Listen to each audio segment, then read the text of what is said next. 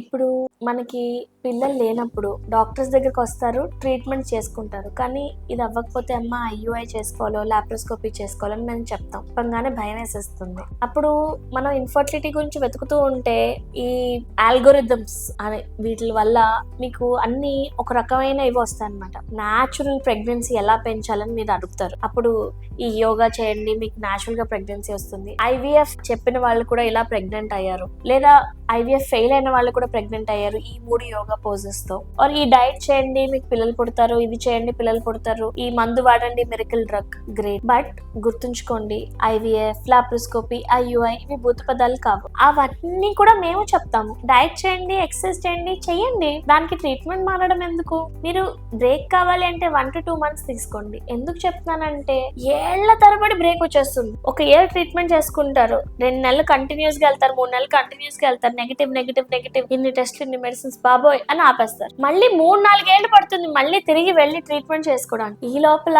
మీ egg count కానీ మీ sperm count కానీ తగ్గిపోతే, యూట్రస్ లో ఫైబ్రాయిడ్స్ వస్తే మళ్ళీ దానికి ట్రీట్మెంట్ అంటాం, మళ్ళీ భయపడి పారిపోతుంది. సో అలా లేట్ చేసుకోవద్దు. మీరు ఏ మిరకిల్ డ్రగ్, డైట్, యోగా అన్ని ట్రై చేయండి. 1 to 2 months అవ్వలేదు, 3 months అవ్వలేదు, ట్రీట్మెంట్ కి వెళ్ళండి. అండ్ ఈ ట్రీట్మెంట్ చేసుకుంటూనే మీ ఆ యోగా పోజెస్, మీ డైట్ చెయ్యండి, కాదండి ఎవరు. హామ్ లేకపోతే డెఫినెట్లీ మేమందరం కూడా చేయమంటాం. కానీ అన్నెసెసరీ వాటి మీద వెనకాల హోప్స్ పెట్టేసుకుని దయచేసి టైం వేస్ట్ చేయకండి. ఒక్కటి గుర్తుంచుకోండి, ఒకసారి బేబీ పుట్టాక ఐవీఎఫ్ ద్వారా పుట్టారా, న్యాచురల్ గా పుట్టారా అన్న దాన్ని బట్టి ఐవీఎఫ్ చేస్తే తక్కువగాను, లేదా న్యాచురల్గా పుట్టిన బేబీకి కిరీటము ఏమీ ఉండదు.